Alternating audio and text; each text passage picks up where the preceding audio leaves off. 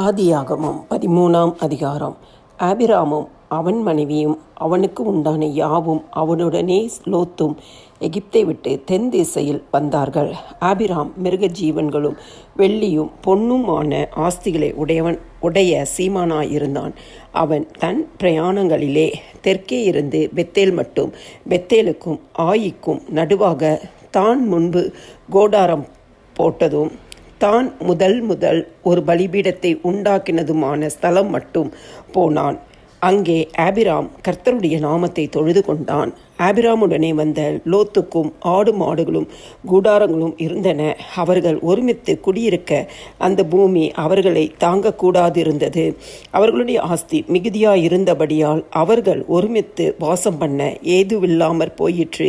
ஆபிராமுடைய மந்தை மேய்ப்பருக்கும் லோத்துடைய மந்தை மேய்ப்பருக்கும் வாக்குவாதம் உண்டாயிற்று. அக்காலத்திலே கானானியரும் பெருசியரும் அத்தேசத்தில் குடியிருந்தார்கள். ஆபிராம் லோத்தை நோக்கி, எனக்கும் உனக்கும் என் மெய்ப்பருக்கும் உன் மெய்ப்பருக்கும் வாக்குவாதம் வேண்டாம். நாம் சகோதரர். இந்த தேசமெல்லாம் உனக்கு முன் இருக்கிறது அல்லவா? நீ என்னை விட்டு பிரிந்து போகலாம். நீ இடதுபுறம் போனால் நான் வலதுபுறம் போகிறேன், நீ வலதுபுறம் போனால் நான் இடதுபுறம் போகிறேன் என்றான்.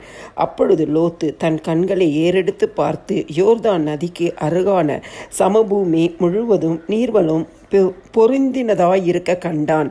கர்த்தர் சோதோமையும் கொமோரோவையும் அழிக்கும் முன்னே சோவாருக்கு போம் வழி மட்டும் அது கர்த்தருடைய தோட்டத்தைப் போலவும் எகிப்து தேசத்தைப் போலவும் இருந்தது. அப்பொழுது லோத்து யோர்தானுக்கு அருகான சமபூமி முழுவதையும் தெரிந்து கொண்டு கிழக்கே பிரயாணப்பட்டு போனான். இப்படி அவர்கள் ஒருவரை ஒருவர் விட்டு பிரிந்தார்கள். ஆபிராம் கானான் தேசத்தில் குடியிருந்தான். லோத் அந்த யோர்தானுக்கு அருகான சமபூமியில் உள்ள பட்டணங்களில் வாசம் பண்ணி சோதோமுக்கு நேரே கூடாரம் போட்டான். சோதோமின் ஜனங்கள் பொல்லாதவர்களும் கர்த்தருக்கு முன்பாக மகா பாவிகளுமாயிருந்தார்கள். லோத்து ஆபிராமை விட்டு பிரிந்த பின்பு கர்த்தர் ஆபிராமை நோக்கி, உன் கண்களை ஏறெடுத்து நீ இருக்கிற இடத்திலிருந்து வடக்கையும் தெற்கையும் கிழக்கையும் மேற்கையும் நோக்கிப்பார்.